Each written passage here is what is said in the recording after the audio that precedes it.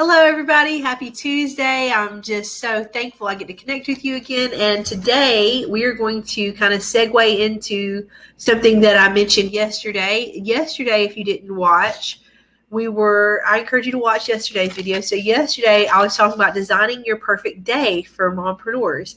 Today we're going to talk about evening and morning routines. And this is something that I did as part of my challenge back in August. In August, in my Facebook group, Survival Mode to Successful Mompreneurs Creating Momentum, I did a 28-day challenge, and it was called Chaos to Control Mommy Challenge. And there was a week during that challenge that I talked about boss habits. And one of the boss habits was morning and evening routines. I encourage you to go watch that video. I encourage you to watch all of the videos during that week of the challenge, because there were some amazing habits that I have implemented that I share about that have really changed my life and helped me to become more successful as a mompreneur. And I just feel like it's worth going over again. It's worth diving into again how powerful evening and morning routines are. So let me just share with you kind of what my journey was like to having these routines.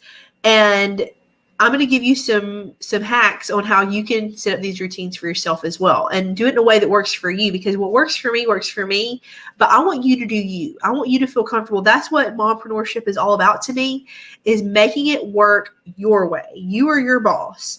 You have to have the confidence to do things your way and not always worry about what everyone else is doing. And if comparing your success to their success, because it's not the same thing. But my evenings and my mornings for years were horrid. They were absolutely horrible, and I had no routine. And the most painful thing was I understood that I needed a routine. I understood that I needed routines at the very minimum in the evening and the morning, but it just wasn't happening for me. And I tried lots of things. I share this story all the time about my 8 years in survival mode, and this was pretty painful. I remember watching all these videos and talking to all these different people, like, how do I even do this? How do I do this? And trying to get things going. And it just didn't work for me. And, I went to bed in tears most nights, and I woke up really grouchy, and it was just not the lifestyle that I wanted. And this, I didn't give up, though. That's the thing. I did not give up. And one thing in me not giving up that I realized was that I was just really overcomplicating it. I was trying to get too much done in the mornings. I was trying to get too much done in the evenings. And like I said, I was in that comparison trap. I was comparing myself to all these other people I saw who were being successful, but successful on their terms, instead of trying to make myself successful on my own terms and just doing me. Okay. And I think that's a worthwhile lesson for all of us mompreneurs to internalize, is just, we're the ones who determine if we're successful or not. We have our own versions of success. And I think that's, if you don't take anything else away from this video, I encourage you to take that away. So this is my one piece of advice. This is not going to be lots and lots of advice. Make your routines as simple as possible. And I also encourage you not to try to implement morning and evening routines at the same time. I encourage you to start with evening routines, because a successful evening sets you up for a successful morning. Make your evening routines normal every night. And then when you feel really good about that, then start working on the morning. And start with yourself first, instead of trying to get yourself and your family on board at the same time. Just give yourself time to do this. Give yourself time to find your sweet spot, to find how that routine should look for you.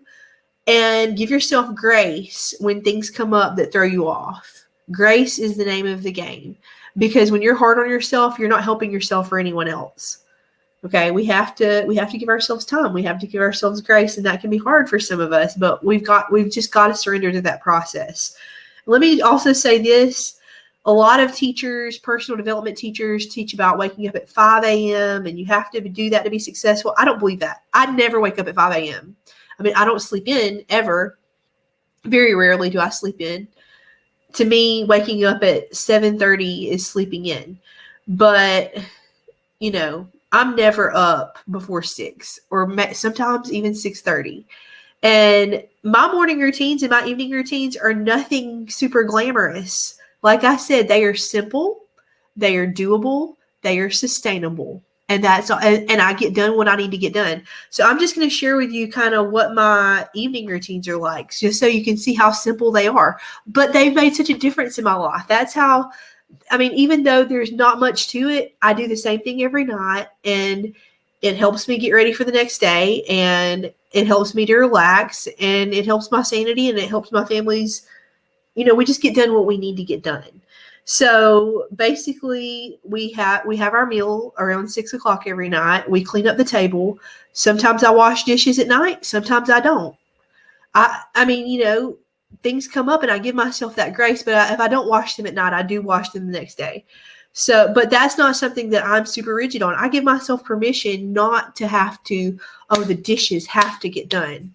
But and that works for me. That may be a stress point for you, but I share that to show you an example of you do what works for you. There's no hard and fast rule that says you have to do the dishes right after you eat. There's no hard and fast rule that says you can't use paper plates and plastic cups. You do what works for you in this situation, or any situation. Okay. So then I start giving my kids a bath, and, there's soon to be 6 of them. So that takes a while. And then we start winding down, getting the kids ready for bed. So our bedtime routine is we read a story, we pray. I give them their melatonin gummies, which, by the way, has really helped our bedtime routines to go a lot smoother. And they go to sleep most nights. Most nights they go to sleep without fussing and fighting, especially since I started using melatonin gummies. So there's another hack for you.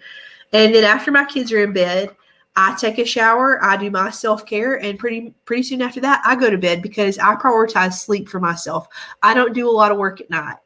I might do a few little things, but I don't start some kind of big, grandiose project at night because it's all of the other things that I've already said are important. Those are the things that I stick to. Supper, bath time, bedtime routines for the kids, my self-care, which is, usually journaling or sitting, reading a book, sometimes, drinking some tea, meditating, just whatever I feel like doing for a few minutes. And then I go to bed because sleep is so important to me. And even, I can't function without a certain amount of sleep. And so I put that in my priorities.